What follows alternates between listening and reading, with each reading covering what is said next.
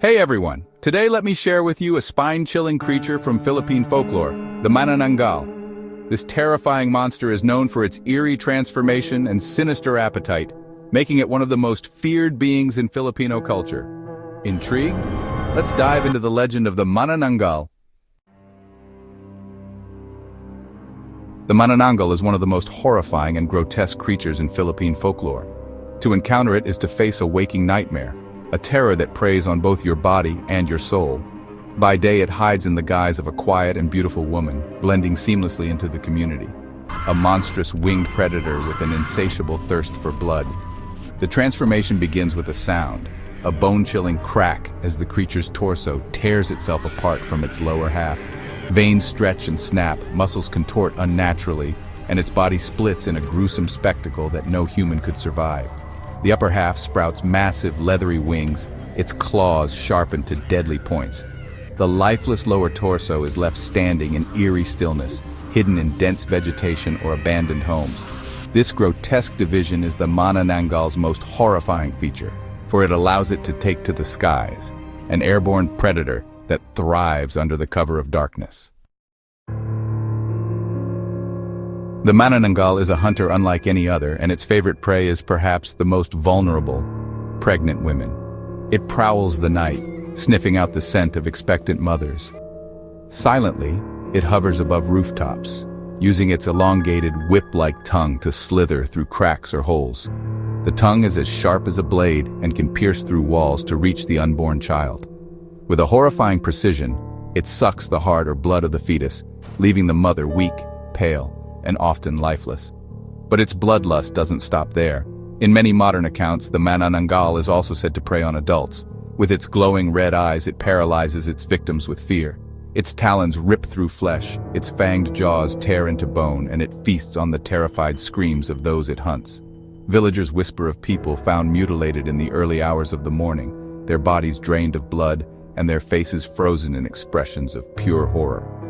The Manananggal's grotesque form and sinister deeds make it one of the most feared aswang, a class of supernatural creatures in Filipino folklore. While other aswang may shift into animals or blend into human society, the Manananggal's ability to split itself apart and fly adds a uniquely horrifying dimension to its legend. Because of these chilling tales, rural communities live by strict rules to protect themselves from the Manananggal. In many provinces, people make sure they are indoors long before nightfall. By 7 p.m., homes are locked tight and the streets become eerily silent. Wandering outside at night, especially in forests or remote areas, is strictly forbidden. Travelers are warned to carry protective items like garlic, salt, or holy ash, while parents firmly forbid their children from staying out late. For those who must venture into the darkness, extreme caution is a must. If the faint flapping of wings is heard overhead, people are told to freeze, hide, or lie flat on the ground, covering themselves with cloth or leaves to mask their scent. The sound of wings might be faint, but that doesn't mean the creature is far away. In fact, the softer the sound, the closer the Manananggal might be, hovering just above, silently watching and waiting for the perfect moment to strike. The fear is so ingrained in the community that even the slightest rustle of leaves or the creak of bamboo in the wind can send chills down the spine. Every noise is a potential sign of danger. But here's where the legend plays tricks with the mind. If the flapping of wings becomes louder and seems almost unbearably close, there's actually no need to panic. Strangely enough, when the sound is loud and distinct, the Manananggal is said to be farther away, still searching for its prey in the distance. However, if the flapping is faint, almost imperceptible, that's the real danger. It means the creature is nearby, possibly right outside your home, lurking in the shadows, watching silently through a crack in the roof or a gap in the window. Villagers whisper of times when people ignored faint sounds, only to wake up to find a pale, lifeless mother or mutilated livestock.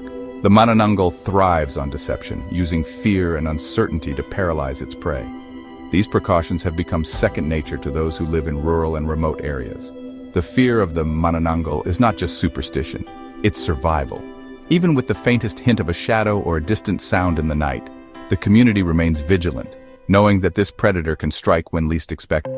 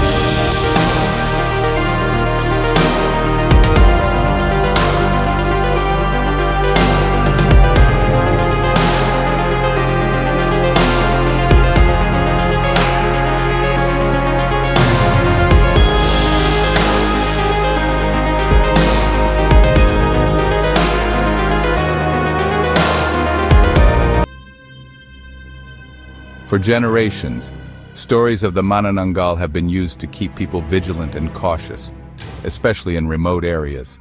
Yet these tales are not mere bedtime stories. They are warnings, born of fear and passed down to remind us of the horrors that lurk in the darkness. The Manananggal is not just a monster. It is a manifestation of the terror of the unknown, a creature that preys not only on flesh, but on the deepest fears of humanity. The legend of the Manananggal continues to haunt the Filipino imagination, a reminder that when the sun sets, the boundaries between the natural and the supernatural blur, and the night belongs to the monsters.